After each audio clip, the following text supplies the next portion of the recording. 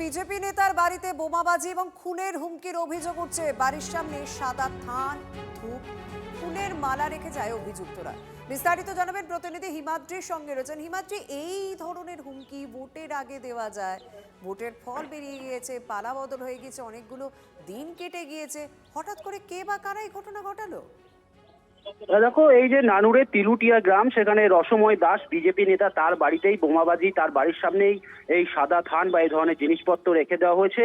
এমনকি বিজেপির যে কার্যালয়, সেই কার্যালয়ে আগুন পর্যন্ত ধরিয়ে দেওয়া হচ্ছে।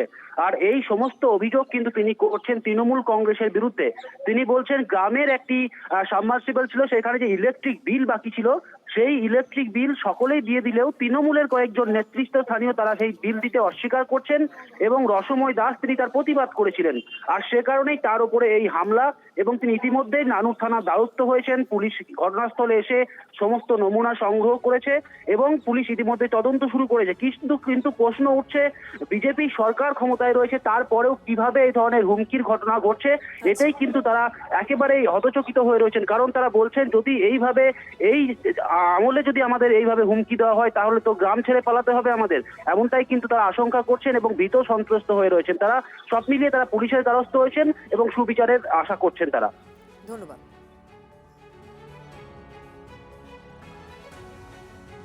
আমাদের বাড়ির সামনেই একটা জায়গায় একটা থান কাপড়, সাদা থান কাপড়, একটা লাইফ থ্রেড লেটার, কিছু ফুলের মালা, একটা সারা এবং কিছু ধূপ ফলক এসব আমাদের জন্য রেখে দিয়ে যায়। এবং ওইখানে লেখা আছে যে রসময়, তোকে বাঁচতে দেবো না, তুই আর বাঁচতে পারবি না, তোর বউর জন্য যেটা উপযুক্ত পোশাক আমরা বিচার বিবেচনা করে দেখেছি সেটা দিয়ে গেলাম। আজ থেকে দুদিন আগে মা ঠাকুরের টাকা, মানে জলে ওই ধান বেচার টাকা, অর্থাৎ জল মেনটেন্স, আমাদের গ্রামে যেটা সাবমার্সিবলের জল আসে, সেই জল গোটা গ্রামের লোকে খাই। সেই জলের ইলেকট্রিক বিল বাকি ছিল, সেটা আমরা বলেছিলাম দিয়ে দেওয়ার জন্য। এই নিয়ে আমাদের সঙ্গে একটা অশান্তি হয়ে আমাদের ওরা মারতে এসেছিলো। সেই মারতে আসার জন্য আমরা থানাতে বলেছিলাম এবং পুলিশ এসেছিলো।